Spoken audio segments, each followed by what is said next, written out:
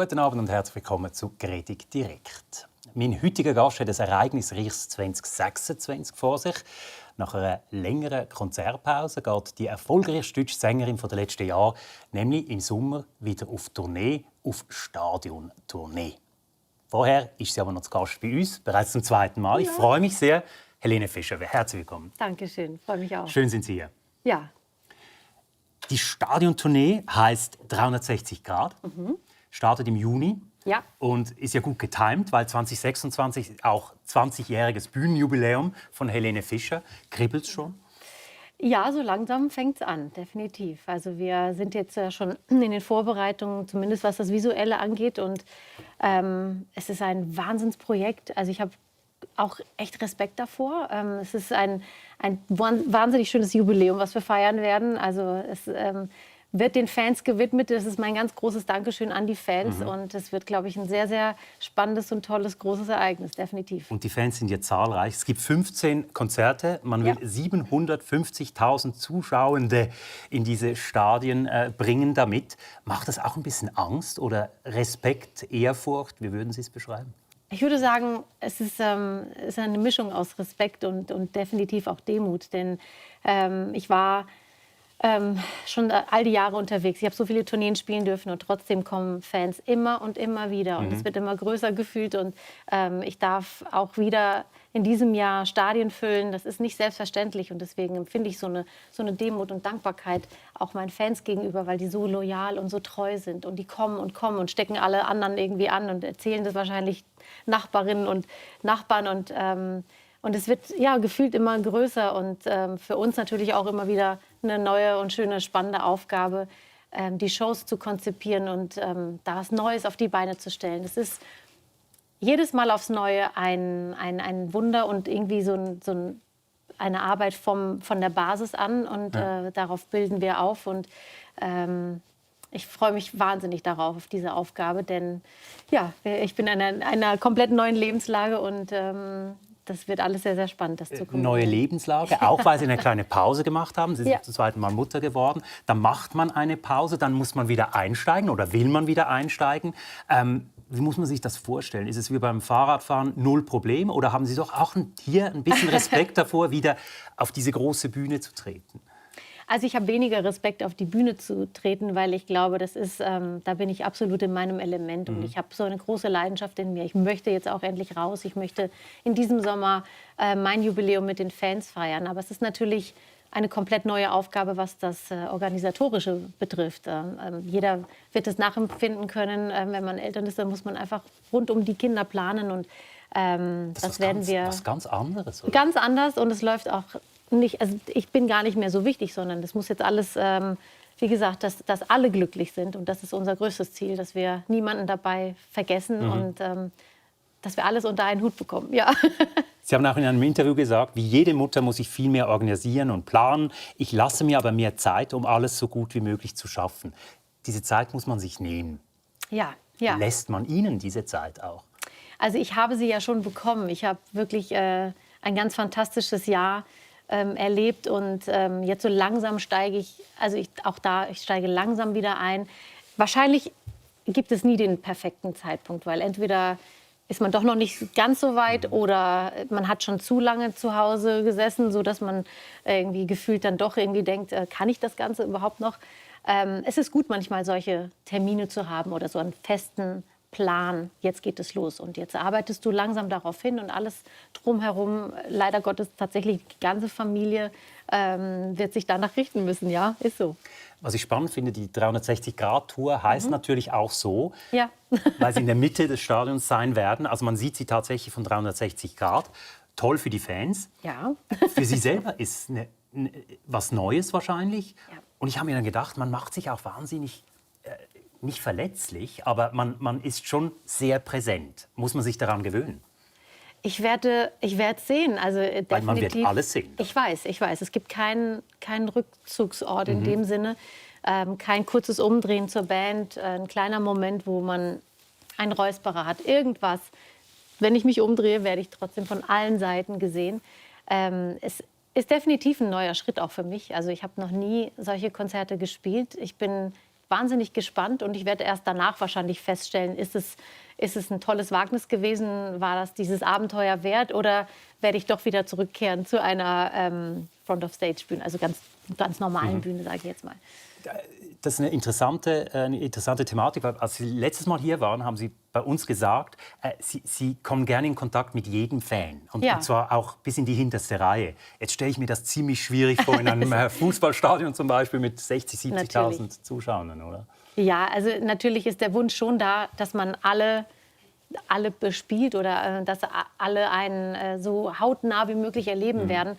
Natürlich ist mir aber auch bewusst, bei einem Stadion oder der Stadiongröße von 60 bis zu 80.000 kann ich natürlich dem Hintersten jetzt doch nicht so nahe kommen. Aber es ist trotzdem ein Stück weit ein Erlebnis, was uns alle irgendwie dann hoffentlich zusammenschweißt. Also es ist jetzt nicht so, man erlebt die Künstlerin da vorne auf der Bühne und man ist 20, 30 Meter entfernt, sondern ich komme ihnen schon definitiv näher. Und wir haben auch die Bühne so aufgebaut, dass sie viele technische Raffinessen bietet. Das heißt, ich werde den Fans noch näher kommen. Das ist ja typisch eigentlich für Ihre Konzerte. Ja. Genau. Und vielleicht noch die eine oder andere Überraschung, wo ich tatsächlich auch noch weiter in die hintersten Ränge komme, damit wirklich jeder das Gefühl hat, ich bin heute nicht nur Zuschauer, sondern ich bin Teil der Show. Und das ist tatsächlich mein großes Ziel. Ein Duettpartner von Ihnen, Robbie Williams, spielt auch solche Konzerte. Und er hat mal was Spannendes gesagt. Diese Megakonzerte sind total unnatürlich. Man muss aufpassen, dass man den Verstand nicht verliert. Ja. Hat man auch Angst, so ein bisschen abzuheben damit? Also ich habe schon wirklich jetzt so viele Jahre arbeiten dürfen. Und es ist natürlich ein Stück weit immer raus aus der Komfortzone. Ich bin privat ein komplett anderer Mensch, sage ich jetzt mal. Ich bin sehr ruhig, sehr, sehr ausgeglichen und da muss ich eine andere Rolle einfach einnehmen.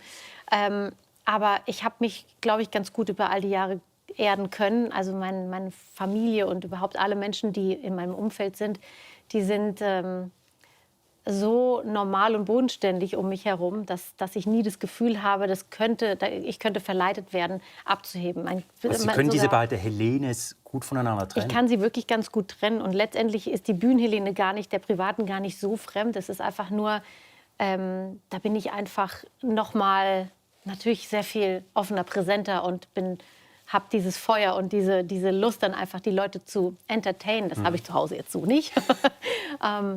Aber ich werde nie vergessen, mein bisher größtes Konzert vor 150.000 Menschen in München. Da habe ich mich schon dabei ertappt, dass ich dann durch die Menge geschaut habe und gesagt, ich sehe gar nicht, wie weit das noch reicht. Aber es ist eine halbe Stadt, die hier vor mir steht.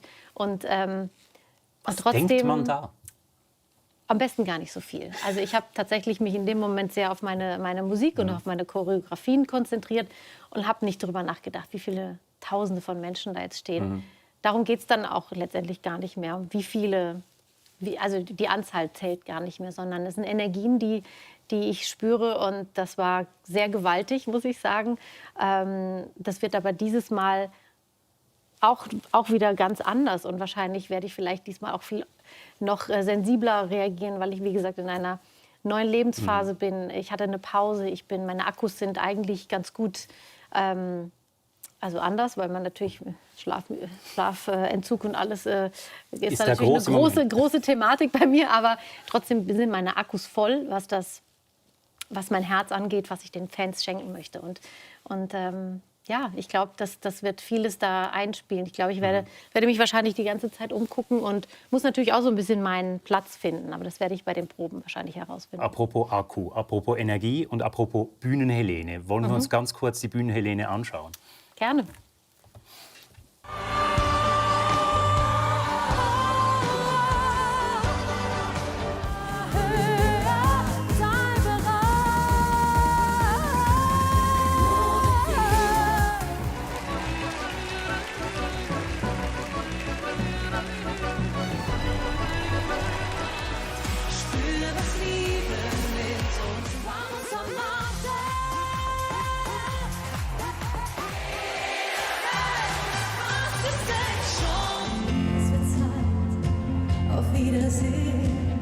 Bitte sag jetzt nicht adieu, will nur wissen, was die Zukunft bringt und wie es morgen.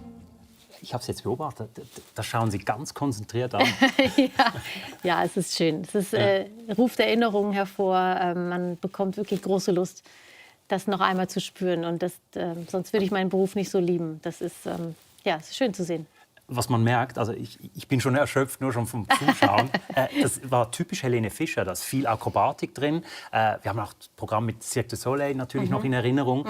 Sie machen unglaublich viel auf dieser Bühne und das bringt uns zurück aufs Thema voller Akku und Energie. Wie können Sie das immer wieder aufladen, auch während den Konzerten? Weil es muss unglaublich auch viel Energie kosten, oder? Das ist richtig. Also es kostet natürlich Energie, aber auf der anderen Seite gibt mir das Publikum so viel. Und das ist ehrlich gesagt nur eine Frage der Vorbereitung und des Workouts. Also letztendlich ist mein Bühnenprogramm tatsächlich ein tolles Workout, so kann man es sehen. Und wenn ich im Vorfeld, natürlich spielen da die Proben mir in die Karten, allein da werde ich schon wahnsinnig fit. Die ersten Konzerte sind vielleicht noch so, wo ich sage, wow, ich habe mir ein Programm aufgeladen, Halleluja, das erschöpft auch mich. Aber es ist eine Art von Training und je mehr Konzerte man spielt, desto fitter wird man. Und ich empfinde dann tatsächlich nach fast 3 Stunden, die ich dann auf der Bühne bin, gar keine große Erschöpfung. Also das ist wenn man erstmal drin ist sozusagen und auch erstmal sein Sportpensum erreicht hat, dann mache ich das. Also das ist schön zu merken, ich bin nicht unmenschlich oder sonst. Also es ist einfach schön zu merken, dass man dann in einen Zustand kommt, wo man die Shows leichter nimmt und es ist nicht mehr so anstrengend. Am Anfang ist es schon noch mal eine andere Nummer. Ja. Verändert es sich? Ich kenne es aus eigener Erfahrung. Je älter man wird, desto schwieriger wird es vielleicht. Ich darf es sagen, hoffentlich. Jetzt steht eine 4 vorne. Ja. Angst, dass es dann irgendwann mal nicht mehr so gut geht vielleicht. Also es ist, glaube ich, gar nicht die Frage, ob man da immer noch das Ganze toppen muss und ob es nicht noch akrobatischer wird. Also den Fokus setzen wir dieses Mal auch wirklich gar nicht, sondern mir geht es wirklich bei der jetzigen Tournee darum, dass wir in allererster Linie eine wunderschöne Zeit haben. Und die 20 Jahre feiern. So, da sind so viele Hits, so viele Songs entstanden. Ich tue mir wirklich im Moment schwer zu selektieren, welche Lieder ich mitnehme.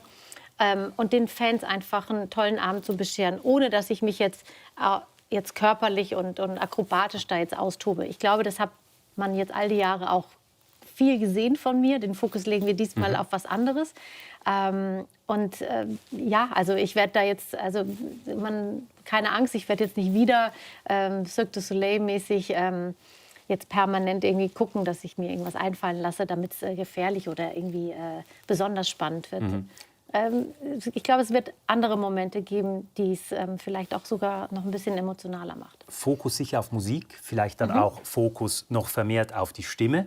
Und das bringt mich zu einem Thema, man kann nichts planen. Und gerade als Sängerin ist man zum Teil auch wirklich ausgeliefert, der Stimme und der Gesundheit. Es gibt eine interessante Doku über Sie aus dem Jahr 2012, wo genau so eine Situation mal vorkommt. Wir schauen da ganz kurz rein. Ich habe die ganze Nacht durchgehustet. Bin zwar immer wieder eingeschlafen, aber es war super trocken und ich habe keine Luft mehr einfach gekriegt. Und dann schwappte das so über und dann ging auf einmal nichts mehr. Aber so eine Show wie heute mache ich nie wieder. Warum? Wäre es besser, die Leute nach Hause zu schicken? Ja, nee, nicht nach Hause, aber von vornherein lieber absagen. Aber so wie ich heute, das war eine Katastrophe. Oh Gott, süß. Ja, aber da leidet natürlich die Sängerin, die nicht auf die Bühne kann. Solche Momente, die gibt's und die kann man auch da wieder nicht planen. Wie gehen Sie mit solchen Momenten um? Das war das erste Mal tatsächlich, dass mich eine Erkältung, eine Grippe in der Nacht irgendwie erwischt hat. Und ich habe das unterschätzt, beziehungsweise ich habe die Zeichen nicht so deuten können. Ich habe gedacht, okay, gut, ich bin ein bisschen erkältet und ich gehe auf die Bühne. Und ich habe wirklich von Song zu Song gemerkt, wie es immer schlimmer wurde und immer trockener und ich habe mir so schwer getan bei dieser Show. Und deswegen habe ich da in dieser Doku auch gesagt, ich möchte so nie wieder auf der Bühne stehen, weil es war ein Kampf, es war kein Genuss mehr. Ich habe wirklich mich durch diese Show gequält und gekämpft. Und letztendlich, was ich heute natürlich besser weiß, man reift natürlich auch, es bringt gar nichts mit einer Erkältung zu singen. Das ist, ehrlich gesagt, fast macht man es nur noch schlimmer. Also lieber von vornherein dann so, wie es auch tut, aber absagen, weil die Stimme braucht danach noch viel länger, sich zu erholen. Und man kann einfach nicht singen. Das ist einfach, leider nicht möglich. Also vielleicht findet der ein oder andere Rocksänger dann seinen Weg, irgendwie sich da durch das Konzert zu rocken. Aber natürlich habe ich so meine,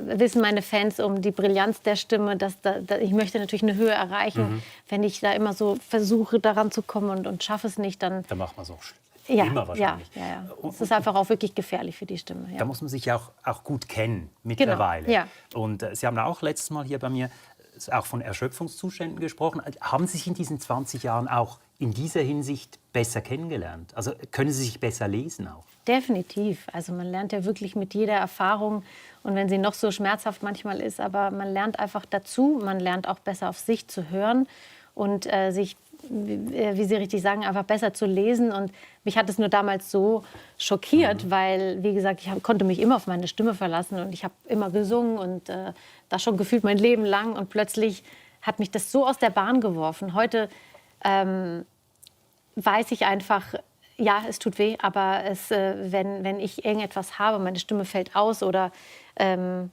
bringt es auch nichts, den Fans irgendwas vorzumachen. Ich würde nie Vollplayback auf die Bühne gehen. Das bin auch bei mir bekommt man wirklich, man zahlt einen hohen Preis, um einen schönen Abend mit mir zu erleben. Und auch für die Live-Stimme. Und dann soll man auch wirklich, dann möchte ich denen das komplette Paket liefern, aber in einem gesunden und fitten und guten Zustand. Und deswegen, entscheidet man heute natürlich auch ganz anders. Ne? Und war interessant, während des letzten Einspielers haben Sie hier gesagt, oh, wie jung ich damals war. Ja, wir haben ja. noch was, als Sie noch jünger Noch jünger. waren. Sehr 20 gerne. Jahre Helene Fischer, Ja, ich dann meine- müssen wir natürlich schauen, wie war das dann in 2006? Okay. Ja, ich bin Helene Fischer, bin 21 Jahre alt, habe hier heute die Freude, und zwar im Koselitz hier auf dem Markt singen zu dürfen. Und das wird mein längster Auftritt, denn ich habe noch nie 45 Minuten so am Stück gemacht. Ich freue mich, ich bin gespannt, wie es läuft. Und, ja. Das ist wirklich herrlich, was ihr rausgraut.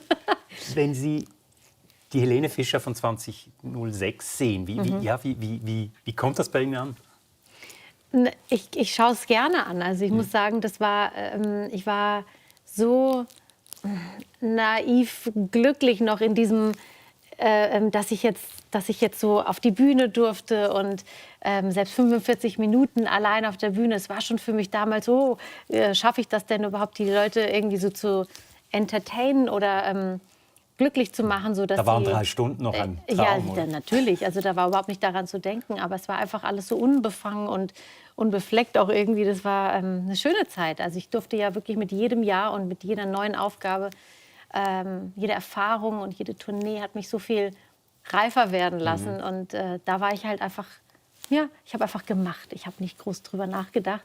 Ich fand das schon, okay, das ist eine stolze Zahl und ich gehe da jetzt aber nach oben. Und ich war auch irgendwo, bin heute auch stolz irgendwie darauf, ne, wie mutig ich da war und habe das einfach gemacht, ja. Es hat ja auch was Befreiendes, diese Situation, in welcher Sie damals waren. Ja. Und heute sind Sie ein anderer Mensch. Sie stehen viel mehr in der Öffentlichkeit. Sie müssen unglaublich aufpassen, was Sie sagen, weil es wird dann Ja, wieder geschrieben über Sachen, auch über Dinge, die Sie gar nie gesagt haben. Sie haben selber gesagt, Sie sind eine sehr private Person. Sie möchten auch nicht viel teilen. Wünschen Sie sich vielleicht manchmal diese Unbeschwertheit von den früheren Jahren zurück und dass man nicht auf jedes Wort achtet und nicht jeder Satz eine Schlagzeile wird? Ich würde sagen, nein, weil das gehört dazu. Und ich durfte ja, wie gesagt, langsam wachsen. Und es ging nicht, Gott sei Dank, nicht von heute auf morgen. Ich glaube, da hätte man vielleicht mehr Probleme damit. Ich habe dadurch auch gelernt, wie es ist, mit den Medien zu arbeiten, wie Presse funktioniert und. Also ich konnte mich da langsam herantasten und das eine zieht das andere mit sich. Also ich kann nicht erwarten, Stadien zu füllen und dann auf der anderen Seite nicht zu wollen, dass sich keiner für mich interessiert. Das funktioniert einfach nicht. Aber natürlich in der heutigen Zeit, wenn Social Media oder wenn Menschen, wie ich sehe, einfach dann anfangen, doch heimlich Fotos zu machen, das ist natürlich ein bisschen, das hat sich schon sehr stark verändert. Weil einfach gefühlt jeder irgendwie ein kleiner Paparazzi geworden ist und man weiß nie, wo die Fotos dann irgendwie landen. Dann kursiert das im Netz. Also das ist natürlich, man ist viel transparenter geworden. Und ich kann in der Tat, wenn ich hier heute was sage, das hat früher, das ist jetzt, ihr kramt das jetzt raus, aber das ist ja auch jahrelang einfach in der Versenkung dann verschwunden und es hat auch niemanden mehr interessiert. Heute ist schon, man muss aufpassen, was man sagt, weil es dann, wie Wird gesagt, man auch ein im Netz bisschen kursiert. misstrauischer vielleicht?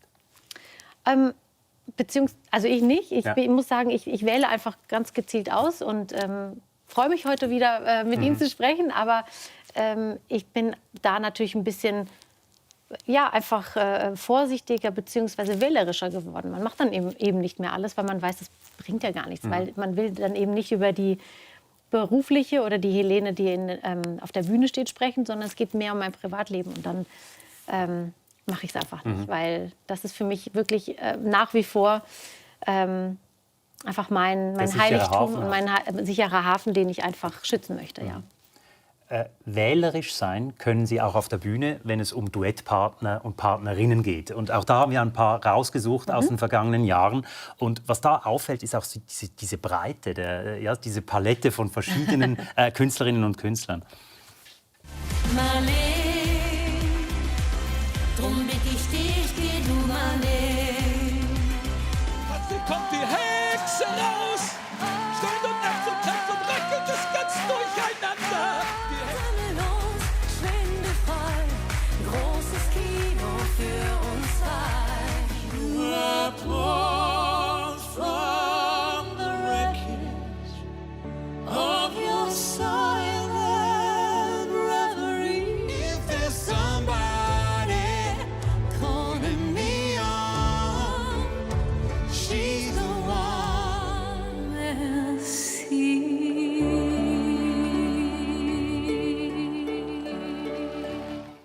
Udo Jürgens zum Schluss, wir haben Robbie Williams gesehen, wir haben Otto gesehen, Marianne Rosenberg, Josh Groban, wen habe ich noch? Shirin David. Ja. Also es ist wirklich sehr breit gefächert. Suchen Sie sich das ganz bewusst aus, dass Sie sagen, ich möchte wirklich so viel ausprobieren und mit Menschen arbeiten, die man mir vielleicht auch gar nicht zutraut oder die Menschen vielleicht auch überrascht? Ja, definitiv. Das ist ja ganz klar ein Traum, den ich da leben darf. Also wir haben die meisten Ausschnitte oder fast alle waren es jetzt, glaube ich, aus meiner Show gesehen. Und das ist für mich wirklich das absolute Highlight, dass ich in so viele verschiedene Genres da auch treten darf und Duettpartner, die ich mir natürlich dann wünsche, aussuche. Wir besprechen das im Team alle zusammen. Und ich freue mich da immer drauf, dass ich eben diese Bandbreite auch zeigen darf, weil ich habe früher schon als Kind, ich habe mich so gerne verkleidet, ich bin in zig Rollen geschlüpft und dass ich das heute, so viele Jahre später, irgendwie ausleben darf, das ist ein absoluter Traum. Und da ist für mich auch gefühlt gar keine Grenze da. Also ich könnte mir auch wunderbar einen Auftritt mit Metallica vorstellen oder AC/DC, gut, das ist alles ein bisschen schwierig, aber Queen hatte ich hier schon in meiner Show. Also das sind... Ich setze mir selbst keine Grenzen und ich finde es wahnsinnig spannend, was jeder mitbringt und ich darf meins dann noch dazugeben. Das ist so schön. Also wenn Metallica oder AC/DC zuhören, Ja, genau. beide noch aktiv, die sollen sich melden bei Ja. Helene Fischer. Besteht auch die Gefahr, dass das Publikum nicht mitgeht? Weil sie machen verschiedene Sachen. Zum Beispiel das letzte Album waren Kinderlieder, ein Weihnachtsalbum. Ja. Das war so ein Herzensprojekt auch Genau, von Ihnen. ja. Und es gab da durchaus auch Reaktionen von Fans, die gesagt haben, das sagt mir jetzt nichts. Und was soll das überhaupt? Verstehe ich. Verstehen Sie? Aber macht es zum Teil auch noch ein bisschen mehr Druck oder stehen Sie über dem Druck? Es ist tatsächlich so, ich bin da ganz, ganz gefestigt und mir ist total bewusst, dass dieses Kinderliederprojekt nicht für jedermann ansprechend ist, weil natürlich derjenige, der keine Kinder hat oder vielleicht niemand im Familienkreis, der gerade kleine Kinder hat, natürlich interessiert die das überhaupt nicht. Die wollen natürlich die Helene haben mit ihren Popliedern und wo man drauf tanzen kann, wo man das ist mir schon alles bewusst, aber ich habe mich einfach wirklich bewusst für dieses Projekt entschieden, mit ganz klarem Verstand, dass das jetzt nicht alle glücklich macht. Aber ich wusste ja auch immer, es wird eine Serie geben sozusagen von den Kinderliedern und es wird auch trotzdem natürlich dann auch wieder die Helene geben, die man gewohnt ist. Also mit neuen Songs und ja, und wir werden jetzt auf Tour gehen, um natürlich diese 20 Jahre zu zelebrieren, aber im Hintergrund arbeitet man ja trotzdem schon an neuer Musik und man hört viel. Es geht ja immer weiter. Also das war jetzt wirklich nur ein Projekt. Aber ich verstehe natürlich die Reaktion. Aber wenn Sie neue Musik ansprechen, da hat sich auch ein bisschen was verändert in den letzten 20 Jahren, gerade mit dem letzten Album, vorletzten Album mit Rausch. Ja. Als Sie ganz bewusst gesagt haben, ich möchte auch selber schreiben, weil ich habe Dinge, ich habe Themen, die raus müssen oder die ich teilen möchte. Und Sie haben das in einem Interview mit dem Schweizer Fernsehen damals so gesagt. Ich wollte nie politisch sein, ich wollte mich zu Dingen nicht äußern, weil ich meine Wenigkeit da auch nicht so wichtig gesehen habe, dass ich zu allem und jedem Thema meinen Senf dazugeben möchte. Ich habe dann aber angefangen, gerade mit dem letzten Album, gewisse Themen, die mich dann doch sehr berühren und die mich auch nicht loslassen, dann in die Musik zu verpacken. Und ich lasse da einfach meine Musik jetzt mittlerweile für sich sprechen. Welche Themen berühren Sie im Moment? Also im Moment bin ich, wenn ich ganz ehrlich bin, da habe ich nur ein Thema und das ist mehr privat bezogen. Schreiben Sie darüber?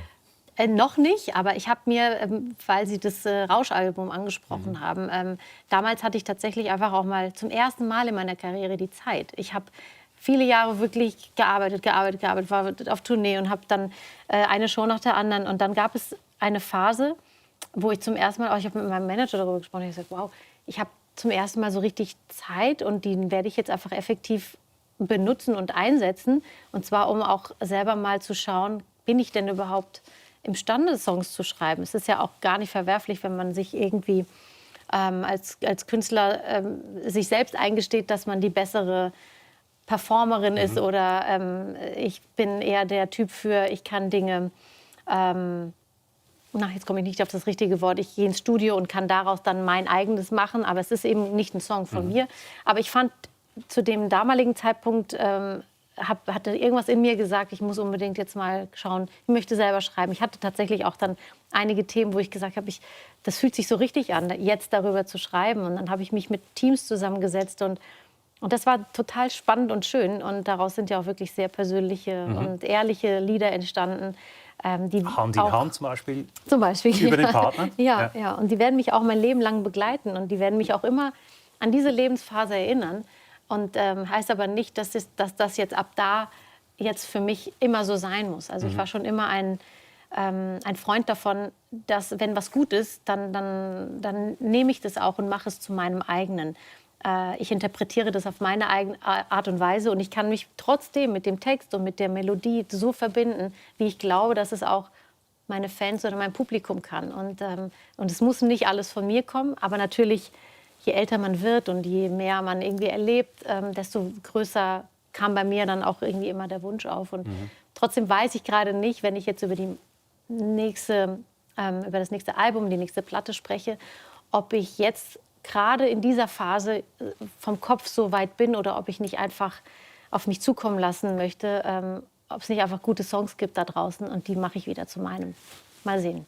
Weil von den Themen her, Sie haben es im Interview vorher auch kurz angesprochen, es gibt ganz viele politische Themen. Wir leben in einer unglaublich turbulenten Zeit. Viele Menschen sind beunruhigt, sind verunsichert, haben Angst. Und da stellt sich vielleicht die Frage, was können Künstlerinnen und Künstler tun? Ihr Publikum kommt zu Ihnen. Es gibt diese Theorie des Eskapismus. Man will einfach mal sein und man will sich keine Sorgen machen müssen. Was wollen Sie Ihrem Publikum geben? Vielleicht auch in diesen zum Teil auch traurigen Zeiten? Genau das. Also mir ist das alles bewusst. Man beobachtet und liest sehr viel und ich sehe auch nicht nur in meinem Umfeld, aber man schaut sich die Menschen an und da ist so eine große, wie Sie gesagt haben, so eine Unsicherheit, teilweise eine Frustration da und ich glaube trotzdem, dass sich aber die Menschen, die sich für mich entscheiden oder die sich ein Ticket von mir kaufen oder beschenkt werden oder ein Ticket verschenken, entscheiden sich, glaube ich, für einen Abend des Loslassens und einen Abend, wo man eben nicht mehr an seine Sorgen und all das, was einen so tagtäglich begleitet, denken möchte, sondern man will dann entertained werden. Und dieses Paket Gefühl und diese Gedanken, die ich mir dann natürlich um all das mache, das habe ich mir, diesen Rucksack habe ich mir aufgezogen. Ich weiß, was die Menschen, glaube ich, wollen. Ich selbst gehe darin total auf. Also ist es eigentlich eine Win-Win-Situation, denn ich kann in dem Moment einfach sehr viel Energie geben und darf sie aber auch selber genießen. Und möchte ihnen einfach wirklich einen leichten und schönen Abend bescheren und dass man an all das, wie gesagt, nicht mehr denken muss, was einen sonst so belastet. Oder vielleicht auch mit ein paar punktuellen Momenten darauf dann irgendwie vielleicht anzusetzen, zu sensibilisieren und gemeinsam aber einfach irgendwie so eine Verbindung zu schaffen. Das tönt ja schon fast, blöd gesagt, fast ein bisschen therapeutisch. Aber wird Ja. diese Rolle vielleicht zum Teil auch ein bisschen unterschätzt? Ich glaube, es ist immer die Frage, wie schwer man es nimmt oder wie viel Druck man sich selbst macht, wie groß die Erwartungen an sich selbst sind. Ich gehe da einfach raus und ich habe irgendwie das Gefühl, alles in mir kommt sehr natürlich und ich mache das schon irgendwie richtig und aus dem Herzen heraus. Und ich glaube, das spüren die Menschen entweder oder sie sagen, nee, das ist irgendwie nichts für mich. Aber die meisten, die mich ja jetzt besuchen und die zu meinen Konzerten gehen, die haben einfach hoffentlich mit mir gemeinsam einen super Abend. Und ja, es ist vielleicht ein Stück weit Therapie, weil auch natürlich die Auswahl der Songs, genauso wie man eine Setlist, also einen Abend baut, welche emotionalen Momente es vielleicht auch gibt. Natürlich wünscht man sich dann auch in dem Moment, dass alle das Gleiche spüren und dass man dann so eine, ja, Ein Kollektiv bildet. ein Kollektiv, ja, genau, ja. Weil Sie es gerade angesprochen haben, so diese Rolle auch auf der Bühne. Da haben Sie mal gesagt darüber, eigentlich bin ich die größte Kritikerin von mir selber. Und Sie suchen die Challenges, die wir vorher auch gesehen haben zum Beispiel. Wird das noch größer? Oder haben Sie das Gefühl, nach 20 Jahren, ja, man kann es jetzt auch mal gut sein lassen, weil Sie haben sich ja schon bewiesen? Oder ist das in einem drin, dass man jetzt auch beim nächsten Mal immer mehr, immer besser, immer weiter, höher gehen will? Also ich werde sehr, sehr oft, oder mir wird diese Frage sehr oft gestellt, aber ich muss sagen, Stillstand wäre für mich einfach ein totaler Rückschritt, auch für mich persönlich. Also für mich. Warum? Das klingt schon fast nach Kränkung. Irgendwie, Nein. Es ist auch gar nicht höher, schneller, weiter, sondern ich finde, wenn man sich ausruht und immer das macht, wo man sich sicher fühlt und das ist mein sicherer Hafen, ich biete das einfach immer wieder an, würde es mich, glaube ich, selbst dann einfach langweilen. Und natürlich suche ich die Herausforderung, ich suche neue Aufgaben, ich suche etwas, was mich selbst auch so ein bisschen beflügelt, nochmal neu beflügelt, um meine Energie natürlich noch präziser an die Fans abgeben zu können. Also ich glaube nicht, dass ich dafür gemacht bin, wenn ich eins gut kann oder in meinem sicheren Hafen immer das Gleiche anzubieten. Also ich glaube, dieser Stillstand, der steht mir tatsächlich nicht. Und ich suche mir, wie ich auch gesagt habe, nicht nur jetzt akrobatische Höchstleistungen noch und nöcher, sondern jetzt lege ich den Fokus woanders hin. Aber dafür gibt es neue Inseln, die ich bespiele. Und das ist, finde ich, ehrlich gesagt auch fast einfach wie ein Kind, das auf dem Spielplatz immer wieder neue Dinge entdeckt. Und ach, guck mal, die Route habe ich doch noch nicht ausprobiert. Also ich glaube, ich sehe es eher so. Und jetzt geht es wieder los auf dem Spielplatz. Ja. Vielleicht ganz zum Schluss noch ein schönes Zitat aus einem Podcast, den Sie kürzlich gegeben haben. Ich bin sehr bewusst. Ja, das bin ich. Ja, das stimmt. Das haben wir auch gemerkt in diesem Gespräch.